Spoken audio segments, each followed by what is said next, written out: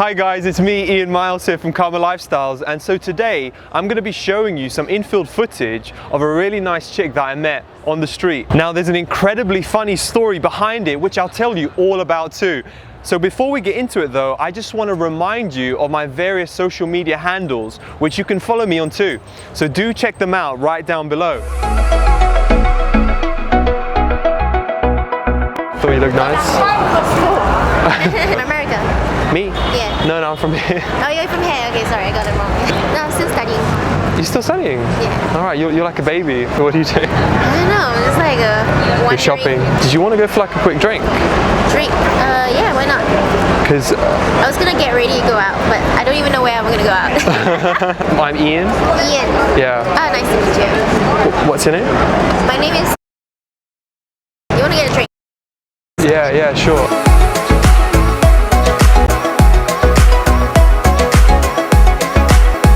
You should get into a good mood. Yeah, I'm always in a good mood. That's good. You know, it looks like you're like a Viking, you know? A Viking? You know what is this color? It's your... Beige?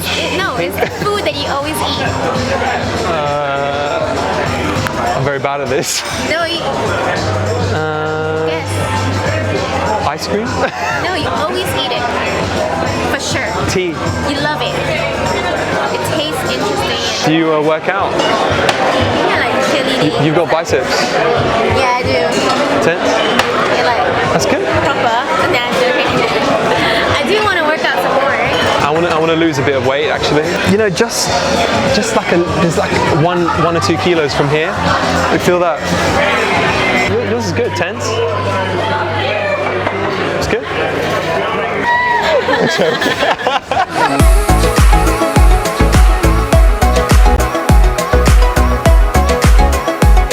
So anyway, I'm strolling around London one night and it's quite late in the evening, and as I'm passing round this shop corner near the city centre, I walk past this really attractive girl with her shopping bags. Now you see, as I'm walking past her initially, I can see that she's wearing this really small tight dress where you can really clearly see her entire body, and her face was really pretty too. So you know, I quickly glance over at my cameraman and we both kind of nod in agreement, and we know that it is game on. Now you see, when these types of girls appear, given the fact that, you know, there's simply less of them around, I know that there's no debating with myself. There's no point in hesitating with that approach, and you just have to pile in and take that action. So I just jump right in, and soon after the approach, we're getting along really well, and you see we're connecting really well right from the beginning. Now, I mean, you know, you obviously need to be running your game here too, and you should always be running your A game. Now, even when you think that, you know, the interaction is going really incredibly well, never get too complacent about that situation. Stick to your guns and execute your game properly. Okay, so I'm not going to bore you with our initial interaction, as you can see it from the infield footage. And you know, there's also not much point in talking to a girl around a random street corner, so I kind of encourage her to go on drinks with me. Now, I found it so admirable and how decisive she was. I mean, I thought it was just awesome.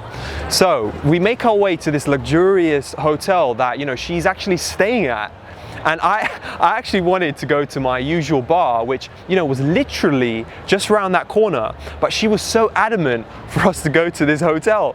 You know, I wasn't so keen on the idea, as it kind of diverts from my, you know, my strategy. Okay, I thought, you know, let's see what the whole big deal is. Now, going back to the point of my usual game plan, you know, I would normally be calling the shots with a date venue, and I wouldn't let the girl lead me to the venue. In fact, never let the girl call the shots, because, you know, you'll kind of risk losing the control of that frame really early on in the interaction, and you're likely going to struggle in leading her into the bedroom. Okay, but on this occasion, you know, I kind of had some sort of intuition such that I would let her call the shots. You know, I just thought this to myself. I would kind of take a risk, as she kind of told me she was staying at that hotel. You know, so I maybe thought I could probably blag my way into the room. You know, I thought to myself, I mean, maybe it wasn't such a bad idea in going there. So anyway, as we get to the hotel, we make our way inside, and as you can see from the footage, you know, we make our way straight to the bar. Now, whilst at the bar, I kind of offer her some drinks, but she refuses to have a drink. She doesn't even like to drink, in fact, and I think to myself, really? You know, you must be kidding. I've landed one of those really fussy chicks. Oh dear Lord, save me. And you know, I kind of don't see the point of drinking myself if, you know, the girl isn't gonna drink too. I mean, guys, don't get me wrong here too though. It's not because, you know, I'm copying her or, you know, I'm seeking approval from her. No. I just simply don't see the point of drinking alone. And you know, it's not a social activity at all. And more importantly, you know, I'd rather, you know, stay sharp without a drop of alcohol in my system. And to be honest with you, the only time that I really drink anyway is, you know, when I'm on dates, and I hardly even drink at all. So, you know, she then asked me if I want anything else from the bar. Well, hold up, wait, does she have a tab at the bar, I thought? Or am I being played here? You know, I told her that, look, I'm fine, and she went all out and she ordered so much food and milkshakes that she actually ordered the most random food. I can't believe it. You know, she asked for honey with meat and milk, and you know, I was so puzzled. You know, but you see, when I'm on dates, I'm very kind of understanding. And guys, I just want to hook up. Look, I don't really care, you know, what she does or what she eats, you know. I'm really unjudgmental about these things. So we're getting along and we're connecting really, really well. And then she says that she needs to go to the toilet. Oh my God, guys, like that was the longest wait I've had. And you know, I was beginning to think that she did a runner on me. Where the heck did she go? I was thinking, you know, I even looked over at my cameraman and he could have looked asleep and he looked dead by this point. So you know, as time went on, after a while, I was pretty certain that, you know, she had done a runner. Yet when I looked down below the table, her shopping bags were still there, which was kind of weird.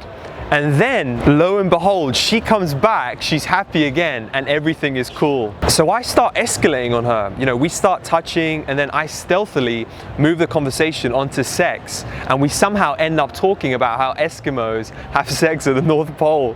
You know, it was so hilarious, as I convince her that they do it in igloos, although I had no clue what I was talking about. You know, but guys, the point here is that it was just a great way to flirt with her and, you know, just have a few laughs with her. But you see, what you say doesn't always have to make perfect sense. You know, then I kind of realized that we're getting to that climax of the night, and it's time that I need to extract her and I need to think of a way to get into her room. So I just plain outright ask her if she wants to watch a movie in her room. You know, I actually asked her if she wants to watch Interstellar, which I just love watching. And then she, you know, she quite openly says, yeah, why not? And she just gets up and she starts getting her stuff. You know, I actually found it really funny how, you know, she reluctantly just agrees to my proposal. Look guys, I don't judge her. You know, I think that it's great, and I think that dating should be this way. You know, I felt really honored by her invitation. I really appreciated it. So don't judge those girls who make it easier for you, as it is great. So anyway, we make our way to that reception, and surprise, surprise, she lost her key. And I'm just standing there like I just landed from K-Pax. You know, she finally gets the key, and we make our way into that lift.